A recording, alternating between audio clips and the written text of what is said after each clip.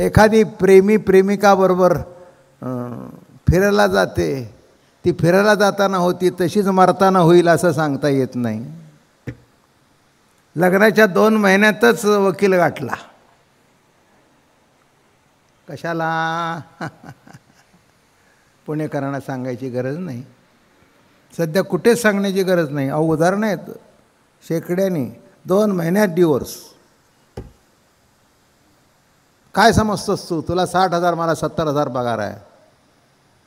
सकाळचा चहा तू कर, संध्याकाळचा मी करीन. सकाळची भांडी मी घासीन, संध्याकाळची तू घास, जास्ती असतात म्हणून. ही पुस्ती आहे ना, ती गमतीशीर असते बघा. आणि सकाळी काय डबे घेऊन जायचे तेवढं ते काय विशेष नसतं, पण संध्याकाळची मग ताट वाटी अमकं तमकं फुल डिनर असतं. मग आता मला सांगा, तो म्हणतो तुला काय लाज वाटते का? मी तू बायको असणं म्हणले तुलाही लाज वाटायला पाहिजे. 10,000 पगाराची वरची बायको केल्यानंतर काय? आणि आहो जाहो तर प्रश्नच नाही. ग्रंथी वाढवण्याकरता नसतात, तुमच्या अंतःकरणातल्या ग्रंथी सोडवण्याकरता असतात. आम्ही ग्रंथाचं विवरणच असं करतो की जेणेकरून तुमच्या अंतःकरणामध्ये ग्रंथी इतके मोठे बंबॅस्टिक शब्द वापरायचे काय गरज काय आहे? बरं का, संस्कृत भाषेमध्ये होती गीता, मराठीत करायची गरज काय? देववाणी, देववाणी, बरोबर आहे ना? हां, मग करायची गरज काय? काय आहे? नाथ महाराज जरा आमचे मोकळे बोलायला यायला. हरिपंडित त्यांच्या विरुद्ध निघाला. आपली पोरं आपल्या विरुद्ध निघाली ना, म्हणजे तो एक भाग निराळा असतो. लोकांची निघाल्यानंतर आपल्याला तत्त्वज्ञान शिकवता येतं, पण आपलं जर पोटचं निराळं निघालं तर त्याच्यात आपलं तत्त्वज्ञान कोपऱ्यात बसतं, आपलं आपल्यालाच कळत नाही.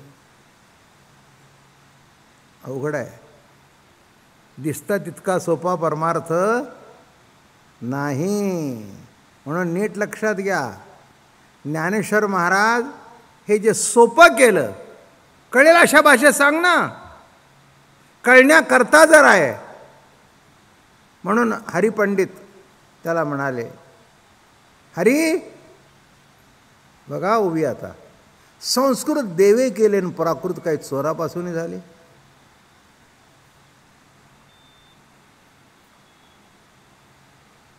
काय वाटलं असेल? सगळं पैठण नाथांना मानत होतं आणि हरिपंडित नाथांच्या विरोध गेला. तो तसा गेला नव्हता, गेला नसता, पण कळ लावणारे काही कमी होते का? तुझा बाप बघ, जे तत्त्वज्ञान आपल्यात ठेवायचं ते जगाला वाटत बसलंय. हां, जगाला वाटत बसलंय. वाटोळं केलं तुझ्या बापाने सगळ्या परमार्थाचं. मग आता काय हे पेटलंच काय? हां, तरुण होतं, रक्त तरुण होतं, बिघडलं की घर सोडून निघून गेलं. काय वाटलं असेल? पण एक नाथांची बाजू खंबीर होती आणि ती सगळ्या घरात असावी असं मला वाटतं. नुसते शिवाजी महाराज बघून शिवाजी महाराज कळत नाही, त्यांच्या हातातली तलवार बघून आणि त्या तलवारीने केलेलं महात्म्य बघून आपल्याला शिवाजी महाराज कळतात. बरोबर आहे ना? नुसता फोटो म्हणून आता ड्रेस करतात तसे सगळे,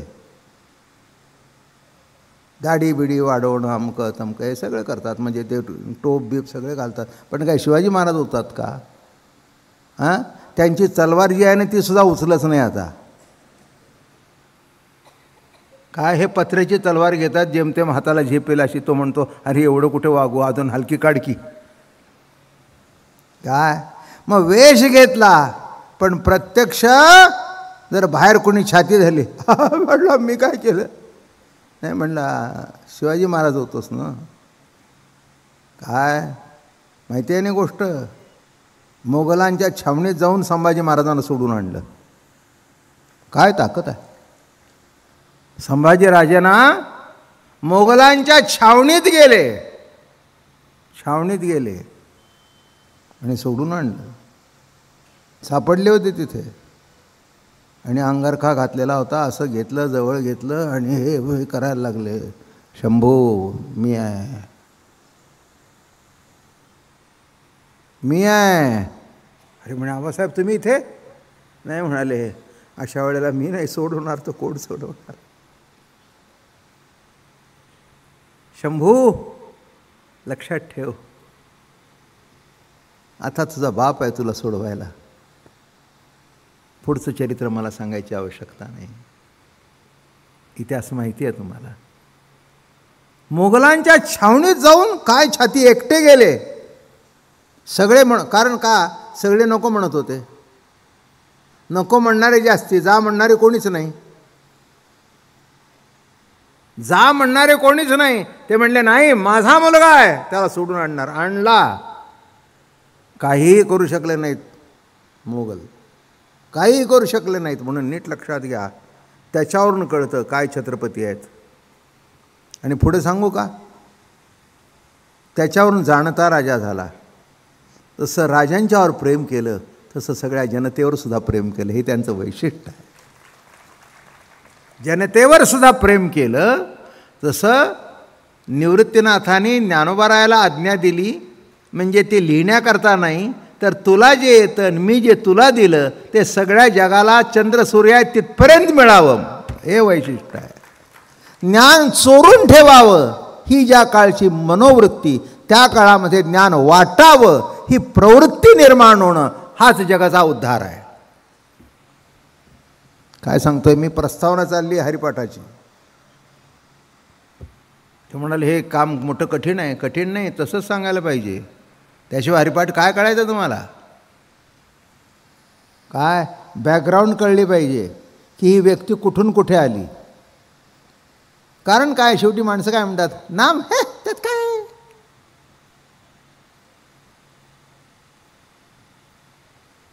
आणि हा कैवल्याचा पुतळा नामाकडे आला. हरिमुखे म्हणा म्हणून सांगतोय. कैवल्याचा पुतळा, ज्ञानियांचा राजा. काय सांगतायत ते बघू आता पुढे. ही आता प्रस्तावना चालली आहे कालपासून. म्हणजे ज्ञानोबारायाचा हरिपाठ काय हे कळण्याकरता, त्यांचं मागचं वाङ्मय कसं निर्माण झालं आणि काय घडलं त्याच्यातून हे कळणं अत्यंत महत्त्वाचं आहे. ते जर कळलं नाही तर मग सगळा अभंग हरिपाठ प्रत्येकाला पाठ आहे. मलाही पाठ आहे आणि तुम्हालाही पाठ आहे. पण पुष्कळ वेळा त्याच्याकडे पाठ असते, पण काय पाठ केलं हेच कळत नाही. हरिपाठाच्या बाबतीत माणूस मेकॅनिकल होतो. एकदा तोंडावर चढला ना, देवाचे द्वारी उभाक्षणावरी तेणे मुक्तिचारी साधी येल्या, हरिमुखे म्हणा हरिमुखे म्हणा. जरा चहात साखर कमी झाली आहे बरं का. पुण्याची गणना कोण करी, असोनी संसारी जीव वेगवेगळं करी. नुसता चहा आहे का, दुसरं काही नाही खायला. काय सांगा, मेकॅनिकल झालं, मेकॅनिकल झालं. माझं म्हणणं कळलं का. म्हणून इथे म्हणतायत कसं आलं ते बघा. आणि मग सांगितलं अमृतानुभव सांग, तुझा अनुभव सांग. हे अतिशय महत्त्वाचं आहे. एक लक्षात घ्या, आपला अनुभव कोणाला सांगता येत नाही आणि जे सांगतात ते संतच आहेत. माझा आवडता दृष्टांत आहे, तुम्ही सगळ्यांनी ऐकलेला आहे, पण इथे तोच सांगावा असा आहे. साधा सरळ दृष्टांत आहे. जेवण कसं झालं आहे, उत्तम. कुणी मला, मी तुम्हाला 5 मिनटं जागा देतो इथली, उत्तम म्हणजे काय ते सांगावं. कुणी आणा सांगा मला, उत्तम म्हणजे काय. उत्तम म्हणजे उत्तम, बेस्ट. अरे पण बेस्ट म्हणजे तरी काय म्हणला ना. लक्षात घ्या, जे सांगता येत नाही तो अनुभव, जो घ्यायचा असतो पण सांगता येत नाही. सांगता येतं नाही, सांगता येत काय. मग आपण बघा, शब्दसुद्धा कसे आहेत. जसं मूळ स्वरूपाच्या ठिकाणी शब्द लुळापांगळा पडतो, तसं साधा व्यवहारातसुद्धा लुळापांगळा पडतो शब्द. कारण तत्त्व शेवटी तेच आहे. अगं त्या दिवशी केली ना तशी आमटी कर. आता तशी म्हणजे कशी,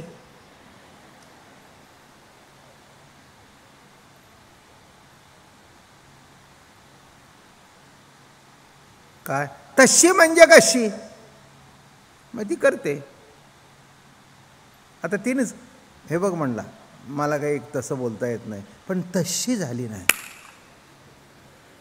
आता हे तशी कुठे साठवून ठेवले, तशी तसं नाही आहे, तशी हा अनुभव आहे.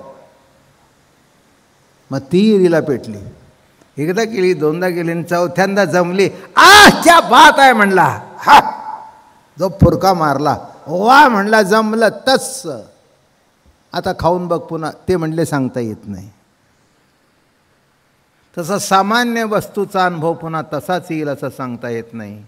एक व्यक्ती आपल्याला भेटली आयुष्यात, ती पुन्हा तशीच वागेल सांगता येत नाही. बायको पाहताना जशी होती तशी शेवटपर्यंत राहील असं सांगता येत नाही. अहो जावो म्हणणं हे मागच्या युगातली गोष्ट आहे.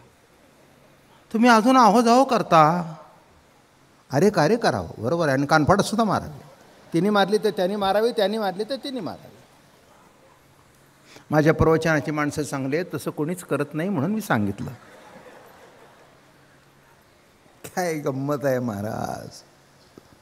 अनुभव सांगता येतो? नाही सांगता येत, नाही सांगता येत. शिव्या दिल्यावर काय वाटलं? नवऱ्याने शिव्या दिल्या, तिला फार वाईट वाटलं. मग आईला फोन केला, काय झालं? असे वाकडे तिकडे बोलले, कसं वाटलं? इतकं काय काय वाटलं म्हणून तुला कसं सांगू? शिव्या दिल्यानंतर काय वाटलं ह्याचं सुद्धा एक्सप्लेनेशन करता येत नाही. त्याच्याकरता तिच्या बापाने तिच्या आईला शिव्या द्यायला पाहिजेत, मग कळेल काय वाटलं.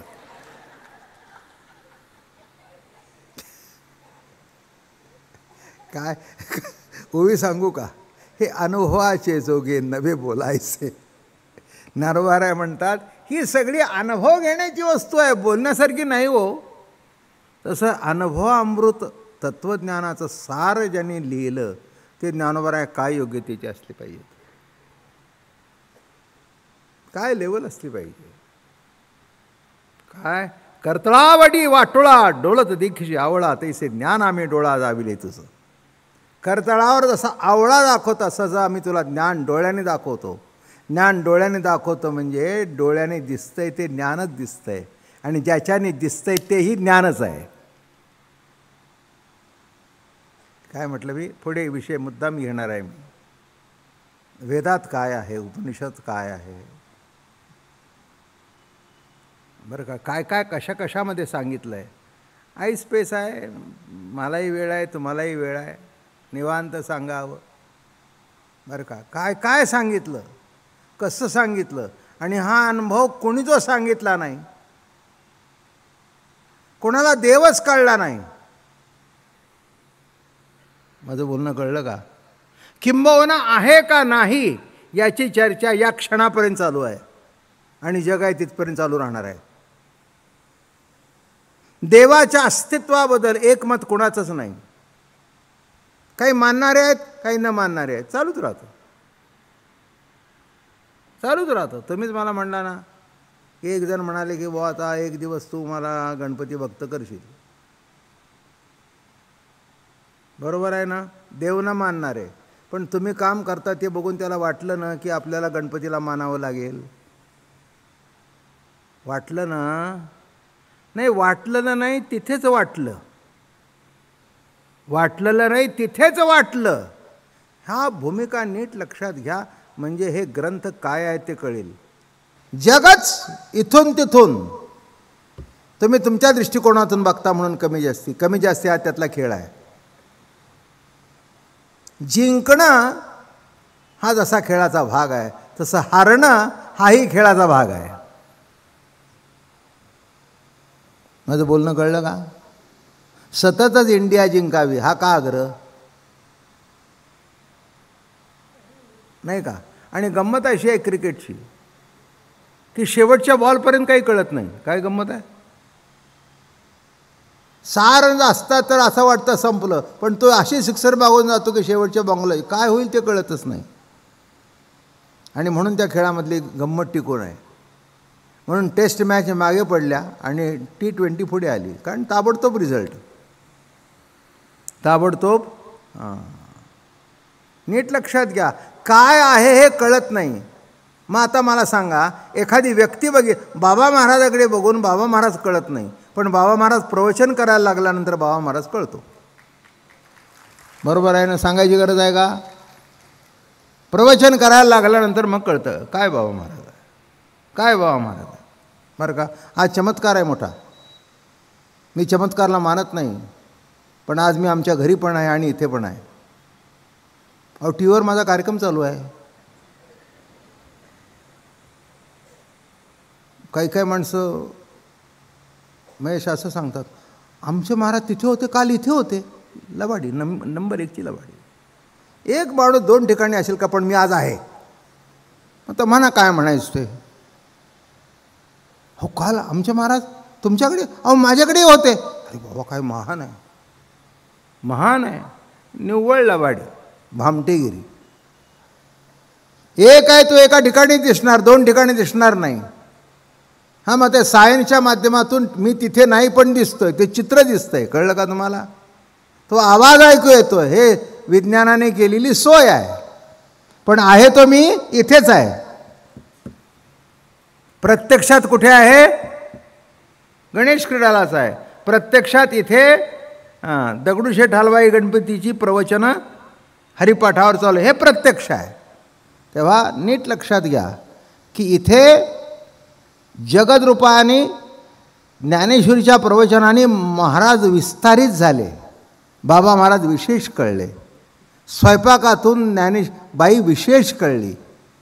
एक मनुष्य बोलत नाही तिथपर्यंत काय ते कळत नाही, पण तोंड उघडल्यावर कळतं. क्या बात आहे, काय माणूस आहे हो. तो गप्प बसला होता, आम्हाला कळत नव्हतं, पण बोलायला करता तोंड उघडलं आणि आम्ही थक्क झालो. काय ज्ञान, काय माहिती, समथिंग वंडरफुल, एक्स्ट्रॉर्डनरी. बरोबर आहे ना?